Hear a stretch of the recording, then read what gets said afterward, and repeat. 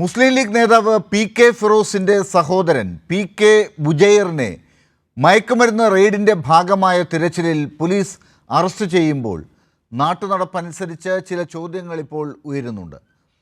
Youth league നേതൃത്വം മയക്കുമരുന്നിൻ്റെ ഏജൻ്റായി പ്രവർത്തിക്കുന്നുണ്ടോ? Youth league തന്നെ അതിന് അവസരം ഒരുക്കുന്നുണ്ടോ? ഒരു ഭാഗത്ത് ലഹരി കച്ചവടവും മറ്റൊരു ഭാഗത്ത് ഭൂമി തട്ടിപ്പും നടത്തുന്നുണ്ടോ ഈ പാർട്ടി? മുസ്ലിം ലീഗ് തട്ടിപ്പ് സംഘങ്ങളുടെ കേന്ദ്രമായി മാറിയോ? തട്ടിപ്പുകാരെ സംരക്ഷിക്കുന്ന നിലപാട് ലീഗ് സ്വീകരിക്കുന്നുണ്ടോ? പാണക്കാട് തങ്ങൾ മറുപടി പറയേണ്ടേ ഈ ചോദ്യങ്ങൾക്കൊക്കെ?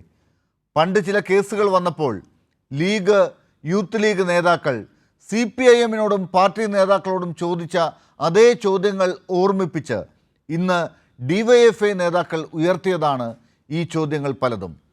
കേരളത്തിലെ ജനതയ്ക്ക് മുന്നിൽ ഉത്തരം മുട്ടി നിൽക്കുന്ന മുസ്ലിം ലീഗ് പാർട്ടി ജനങ്ങളോട് മറുപടി പറയണമല്ലോ.